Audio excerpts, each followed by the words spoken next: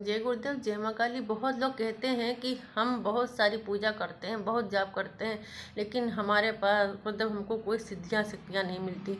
अगर मिलती भी हैं तो कुछ समय के लिए लगता है कि हाँ बहुत कुछ हो रहा, उसके बाद कुछ भी महसूस नहीं होता। को ये भी लगता है कि कैसे अपने इष्ट को पहचाने, कौन है हमारा इष्ट। ये कुछ चीज़ें हम यहाँ पे आपको बता रहे हैं, जिसको जो समझ में आए या जो गलती जो कर रहा है वो समझ जाएगा। ठीक है, देखिए, आप किसी भी देवता की पूजा करते हैं, अगर जिनके पास गुरु हैं तो उनको तो पता है कि क्या नियम है, क्या विधि है, कैसे क्या करना है। जिनके पास गुरु नहीं होता तो वो क्या करते, अपने मंदिर में गए, दीपक ज्योति जलाई, जिनके नाम की अपना जाप वगैरह किया, पूजा किया, उठ गए। ये आप कोई भी आप देवता की पूजा करते हैं, किसी भगवान की पूजा करते हैं या माता की पूजा करते हैं, देखिए जगदम्बा माता के भी 10 स्वरूप हैं। ठीक है, नवरात्र में उनके 9 रूप हैं और काली माता भी 10 रूपों में है और सारे रूप उनके तांत्रिक हैं। अब क्या होता है कि आपने तो पूजा की, फिर अब कुछ असर अलग हुआ। क्या हुआ, आपको कोई विधि नियम तो पता नहीं, आपने डायरेक्ट पूजा कर ली, जाप वगैरह जो करना था कर लिया, उनसे जो प्रार्थना करनी थी कर ली, उठ ली। अब यहाँ पे बात ये आती है कि भाई आपने पूजा की तो किसकी की, जाप किया तो किसका किया। सबसे बड़ी बात होती, जब भी आप पूजा करने बैठे तो पहले अपने जो अगर जो आचमन वगैरह लेते हैं या जो भी क्रिया वगैरह करते हैं, आप दीपक जलाते हैं, आचमन लेते हैं, जो भी करते करते उसके बाद जब आप पूजा करने बैठे तो जिसकी भी आप पूजा करते हैं, सबसे पहले तो आप उनका आवाहन अवश्य करें। ठीक है, बिना आवाहन के कैसे वो देवता जो भी है कैसे समझ पाएगा। और फिर उसके बाद ध्यान करें कि आपका जो इष्ट है या आप जिसकी पूजा करें वो किस तरह का है, कैसे उसके हाथ हैं, क्या क्या अस्त्र शस्त्र पहने हैं, किस तरह से वो बना हुआ है, उसका पूरा ध्यान करिए। क्योंकि जब आप ध्यान करेंगे, उनका आवाहन करेंगे, तभी तो वो जान पाएंगे कि हमको बुलाया जा रहा है, हमारी पूजा हो रही, तभी तो वो प्रसन्न होंगे। अब आपने काली माता की पूजा की, आपने ना ध्यान किया ना आवाहन किया, अपने काली माता का नाम लिया, पूजा करने लगे, तो उनकी तो जो बाकी और शक्तियाँ हैं वो तो बहुत मतलब उनके जो स्वरूप रूप हैं अलग, जो 9 हैं, दक्षिण काल का सब अलग छोड़ दीजिए, उसके बाद जो रूप हैं वो तो सब तांत्रिक रूप हैं। कौन सी देवी प्रसन्न हो रही, कौन सी आपकी पूजा कर रही। अगर कोई भी काली मन नहीं आ रही है या कोई भी देवता जिसकी आप पूजा करें, उनका आपने आवाहन ध्यान नहीं किया और उनको आपने नहीं बुलाया, आप पूजा कर रहे हैं, तो वहाँ पर नकारात्मक ऊर्जा जो है वो आपकी पूजा ग्रहण करती है। उसके बाद होता है कि हमें कोई भी लाभ नहीं हुआ या उनके किसी के शरीर में पीड़ा होने लगती है, कोई घूमने लगता है या किसी के रेंगन जैसी बहुत कुछ महसूस होता है, लेकिन उसके बाद कुछ नहीं होता। तो वहाँ पर ये होता है कि आपने किसी भी इष्ट की अगर आपने पूजा की है, उनका आवाहन या ध्यान नहीं किया है, तो वहाँ पर वो जब उनको बुलाया ही नहीं तो वहाँ पर वो आएंगे कैसे। तो जब वो नहीं आएंगे तो कोई ना कोई तो आपकी पूजा ग्रहण कर रहा है, तो वहाँ पर नकारात्मक ऊर्जा जो है वो चीज़ों को ग्रहण करती हैं, जिनका प्रभाव महसूस भी होता है और उससे कोई लाभ नहीं होता। दूसरी बात ये है कि क्या होता है कि बहुत लोग ज्योति वगैरह जलाते हैं। अब क्या है, उन्होंने कई नामों की ज्योति जला दी। अब एक की जलाओ तो वो माने भी कि भाई हाँ हमारी, ठीक है। आप उसमें सात्विक और तांत्रिक जितनी सबके नाम के जला रहे हो, तो वहाँ पर आप उनका आप आवाहन कर रहे हैं कि नहीं कर रहे, उनका ध्यान कर रहे हैं कि नहीं कर रहे। दूसरी बात यह है कि जब एक साथ आप कई को लेकर चलेंगे, इसीलिए कहा जाता है कि एक को साधे सब सधे, क्योंकि जब आप कई को लेकर चलेंगे तो वहाँ पर कई शक्तियाँ आएंगी और उन शक्तियों में कौन सी शक्तियाँ प्रसन्न हो रही, किसकी कृपा आपके ऊपर हो रही, वो आप नहीं जान पाते हैं और फिर वो ऊर्जा रुष्ट हो जाती है और फिर चली जाती है। ये गलती बहुत लोग करते हैं, क्योंकि वो एक को नहीं करते, कई को लेकर चलते हैं। अभी आओ, अभी आओ, अभी आओ, अभी। तो ये कई को जब लेकर के चलेंगे तो वहाँ पर जब सारी ऊर्जाएं आ जाएंगी, अगर वो आती हैं तो ठीक, नहीं आती तो नकारात्मक ऊर्जा आती है, वो आपको घेरती है। और अगर सारी आ गई तो कौन सी शक्ति वो प्रसन्न हो रही, कौन सी शक्ति अपना प्रभाव दिखा रही, किसकी ऊर्जा आपके अंदर आ रही, तो वो भी आप समझ नहीं पाते हैं। आपको लगता कि जिस पर आपको ज़्यादा विश्वास है कि उनकी है उनकी, वो आप समझ नहीं पाते कौन सी देवी या कौन सा देवता प्रसन्न हो रहा है, और ये सब चीज़ें गलत हो जाती हैं। इसलिए आप चाहे जितनी पूजा पाठ करते हैं, लेकिन वो चीज़ असर नहीं करती, वो उल्टा आपके ऊपर असर करती है। एक मैं आपको बहुत रियल कहानी बताती स्टोरी हूँ कि एक हमारे यहाँ साधक थे, तो वो कृष्ण जी के भक्त थे, ठीक है, कान्हा के भक्त थे वो, और काफ़ी समय से कान्हा की पूजा करते थे, साधना करते थे। हमारे पास में आज बहुत दुखी थे। गुरु माँ मैं क्या करूँ, मैं बहुत पूजा पाठ करता हूँ और बहुत दिनों से ऐसा हो रहा है कि मुझे कुछ भी महसूस नहीं हो रहा है, और मेरे घर में बहुत ज़्यादा दरिद्रता हो गई है, लड़ाई झगड़ा होता है, जितना कमाओ वो घर में मतलब बचता नहीं है, बीमारियाँ हैं, मतलब स्थिति बड़ी ख़राब है। हमने कहा ठीक है, हम अब समय आएगा तो हम चलेंगे आपके घर में, देखते हैं क्या है। जब मैं उनके घर में गई तो मैंने कहा चलो अपना मंदिर दिखाइए। जब मैंने उनका मंदिर देखा तो एक चौकी पे बाकायदा लाल वस्त्र बिछा था, उस पर लड्डू गोपाल जो थे रखे थे झूले में, राधा कृष्ण की मूर्ति थी और माँ जगदम्बा की थी, और पास में दीपावली वाली लक्ष्मी गणेश जी की मूर्ति रखी थी। तो उनका सब कुछ तो ठीक है, फिर क्या दिक्कत है। लेकिन जब हमने ऊपर निगाह उठाई तो मुझे तो चक्कर आ गए भाई जी। उनके घर में चारों तरफ दीवार में कम से कम में मुझे तो 100-150 फोटो होंगे।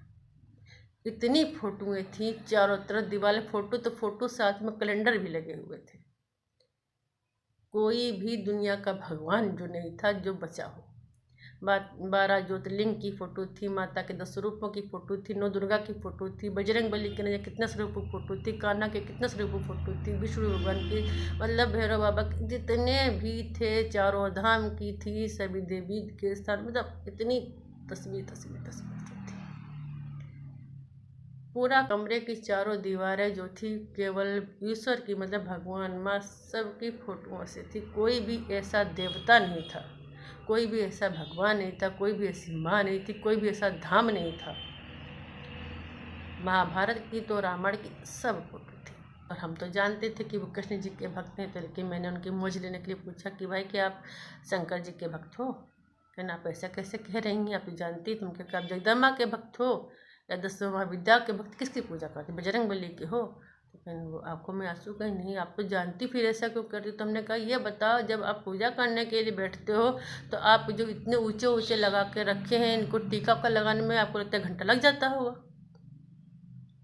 कहीं नहीं, टीका नहीं, बस पूजा करते हैं, बाकी सबको दिया। और हमने कहा फिर धूप कैसे, मतलब धूप बत्ती अगरबत्ती लगाते हो ठीक है, लेकिन सबको भोग कैसे देते हो? हमने कहा जब भक्त कृष्ण जी के हो, फिर इतने सारे भगवान की किस लिए? वो कोई ये बताता, कोई ये बताता, तो डर लगता है कोई गुस्सा ना हो जाए। अब मुझे हंसी भी आ रही थी और मैं क्या करूं, तो मैंने कहा भाई एक को तो पकड़ो। एक ही शक्ति है जिसने अपने आप को असंख्य रूपों में विभाजित करके रखा है।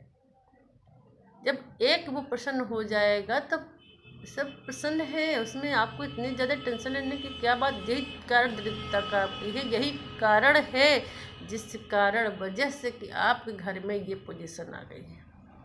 पहले तो आपके यहाँ ऐसा नहीं था, आपको तो दर्शन भी हुए हैं। हाँ हाँ, मुझे दर्शन भी हुए हैं और बहुत अच्छा था। हमने कहा ये कब से हो रहा है? कहना अभी साल भर से हुआ। कोई ये बताता, कोई वो बताता, कोई वो। तो हमने कहा देखिए, कोई बताता, अगर आपको प्रयोग करना तो आप जरूरी नहीं कि उसकी प्रतिमा ला करके ही रखो। भाई आपको बजरंग बली की पूजा करनी, आप अपने मंदिर में उनके नाम का भोग चढ़ा दो। अगर ज़्यादा दिक्कत है तो आप जाकर मंदिर में करके आ जाओ।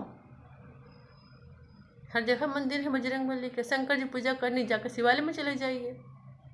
जरूरी क्या है कि सबके अपने घर में ही लगाओ, और इसी वजह से आपको इतनी दिक्कत हो रही है। भाई कान्हा को तो खुद नहीं पता कि हमारी पूजा कर रहा कि किसकी पूजा कर रहा है। कान्हा तो खुद कन्फ्यूजन है कि भैया ये हमारा भक्त है किसका भक्त है।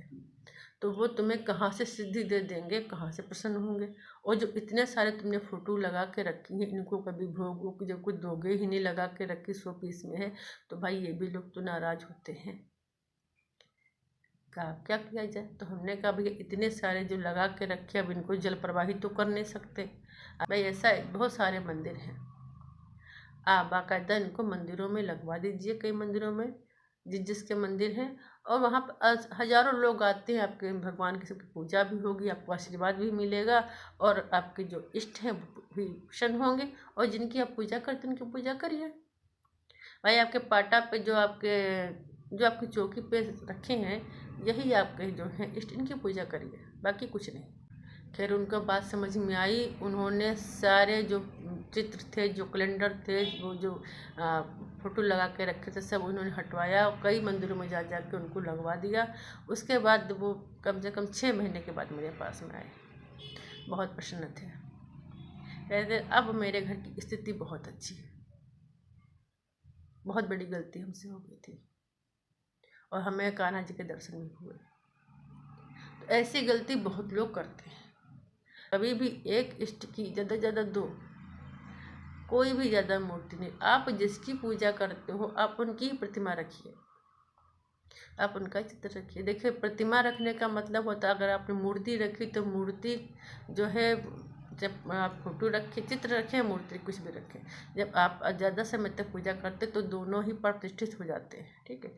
अब मूर्ति का मतलब क्या है कि सुबह शाम आपको उसमें आपको दियाबत्ती करनी ही करनी है, नियम हो जाता है। अगर आप फोटो चित्र वगैरह रखते हैं तो आप अगर कहीं बाहर भी जा रहे हैं कई दिन के लिए तो कोई उसमें दिक्कत नहीं होती है, लेकिन बहुत ही कम रखिए। अगर आप जो भी अब जिसको भी इष्ट मानते हैं उनके रखिए। अब वो लोग कहते हैं कि हम किसकी पूजा करें, कौन हमारा इष्ट है, किससे पहचानें। देखिए आपकी राशि के अनुसार से जो हैं आपके जो इष्ट होते हैं वो अलग होते हैं। ठीक है। किसी के सूर्य हैं, किसी के मंगल हैं, किसी बुध, वो अलग है, उनके स्वामी वो अलग चीज़ हो गई। लेकिन जिस ईश्वर को देख करके आपके मन में बेचैनी हो, ठीक है, आप कृष्ण भगवान हैं या शंकर जी हैं या बजरंग बली हैं, माँ हैं, जो भी जिसको भी आपके अंदर बेचैनी होती हो, जिनके भजन वगैरह सुन कर के आपके आंखों में आंसू आ जाते हैं, आपके रोंगटे खड़े हो जाते हो, जिनके बारे में सुनना आपको अच्छा लगता हो, जिनके आप मंदिर में गए या इधर कहीं कुछ देखा तो खिंचाव महसूस होता है, उनको आप लगता है कि ये मेरे हैं, मुझे इनको पाना है, मुझे इनको जानना है, या मुझे मेरे यही इष्ट, जिसके लिए आप बेचैन हो जाएं, तड़प जाएं, क्योंकि ये एक तरह से प्रेम ही होता है इस प्रति, वही आपके इष्ट होते हैं। और बहुत लोग जो पहले साधक होते हैं तो उनके इष्ट सपने में भी आ जाते हैं, उनके दर्शन भी देते हैं, या आप आँख बंद करते हैं सोचते हैं तो वो उनकी छवि अगर आप कोई भजन वगैरह सुन रहे हैं तो आपने आँख बंद की तो उनकी कल्पना, मतलब उनकी चित्र, उनकी छवि सामने आने लगती है। समझिए वही हमारे इष्ट हैं। जो भी आपको जिससे भी आपको खिंचाव महसूस होता है, या जिससे भी आपको लगता है कि हाँ हमारा इनसे कुछ कनेक्शन है, जिनके बारे में सुनकर आपकी आंखों में आंसू आ जाए, तड़प जाओ आप अंदर से, वही आपके इष्ट होते हैं। इष्ट का पहचानना इतना कठिन नहीं होता। जो भी ये गलतियां कर रहे हैं तो वो देखिए, आप किसी की भी पूजा करिए, चाहे वो शंकर जी हों, हनुमान जी हों, कृष्ण जी हों, विष्णु जी हों, माँ हो, कोई भी, किसी की भी जब भी आप साधना करें तो पहले उनका आवाहन अवश्य करें, फिर उनका ध्यान करें, क्योंकि जब आप आवाहन करेंगे तो वो ईश्वर को, वो देवता को, जिसकी भी पूजा करें उसको लगेगा कि हाँ आप मुझे बुला रहे हो। जब आप ध्यान करोगे तो हाँ उनको पूरा कि हाँ मुझे ही जाना है। ठीक है। तो जब आप उनका आवाहन ध्यान करके उनका पूजन करते हैं, चाहे आप केवल पूजा ही करते हैं कि आप भोग लगा रहे हैं, केवल दिया बत्ती कर रहे हैं, तो भी आप अपने इष्ट का ध्यान अवश्य कीजिएगा, अवश्य उनका आवाहन कर लीजिएगा ताकि वो ग्रहण करें। ठीक है। उसके बाद अपनी पूजा करिए। क्या होता है कि आजकल लोग कई को लेकर चलते हैं। अगर ज्योति भी जला रहे हैं किसी के नाम की तो कई माताओं के नाम की ज्योति जलाएंगे। अगर पूजा भी कर रहे हैं किसी तो कई लोगों की करते हैं कि आप भी आओ, आप भी आओ, आप भी आओ, आप भी आओ।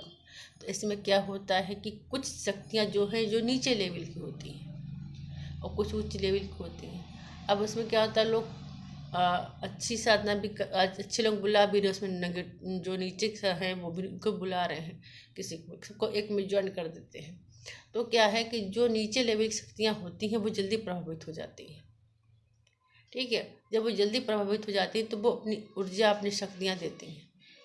अब आपको अपने इष्ट में ध्यान है, ठीक है, जिसको भी आप मानते हैं, जिसका भी हो, तो आपको लगता है कि हमारे इष्ट ये सब कर जिसके अंदर आपको बहुत ज़्यादा ही विश्वास है, लेकिन वहाँ पर जो नीचे लेवल की शक्तियाँ हैं वो आपको शक्तियाँ देती हैं और उसको आप समझ नहीं पाते, आप उसको जो सिद्धि को आप नहीं समझ सकते, तो वो आपको ऊपर नकारात्मक ऊर्जा का प्रभाव देती है, क्योंकि लगता है कि आपको हमारे दर्द हो रहा है, हमारे शरीर में कुछ रेंग रहा है, मुझे खुशबू महसूस हो रही है, ये महसूस हो रहा है, वो महसूस हो रहा है, और कुछ क्षण के बाद वो सब चीज़ें समाप्त हो जाती हैं। क्यों? क्योंकि आपको समझ में नहीं आ रहा कि आपने किस शक्ति की ऊर्जा को आपने ग्रहण किया, किसकी नहीं, क्योंकि वो नीचे लेवल की शक्तियों की ऊर्जा थी जो जल्दी प्रसन्न हो जाती हैं, और आप अपने इष्ट में थे तो वो शक्ति आपको मिली और मिल करके वो चली गई, आपको उससे कोई लाभ नहीं हुआ। और जब आप किसी का आवाहन ध्यान नहीं करेंगे तो कोई भी शक्ति नहीं आती है, फिर वहाँ पर नकारात्मक ऊर्जा जो है वो आपकी पूजा को ग्रहण करती है।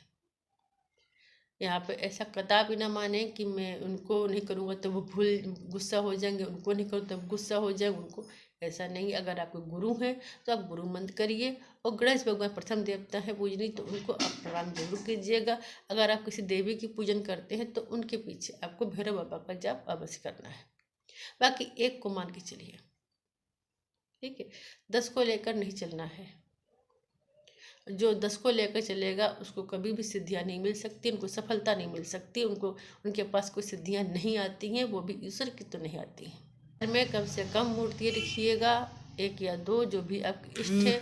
अगर आपको किसी की पूजन करना है, बहुत ज़रूरी है, बहुत आवश्यक है, तो आप मंदिर में जा कर के कर सकते हैं, या अपने घर में उनके नाम का आप पूजन कर सकते हैं। ज़रूरी नहीं कि आपको उनकी ही प्रतिमा या फोटो लानी है,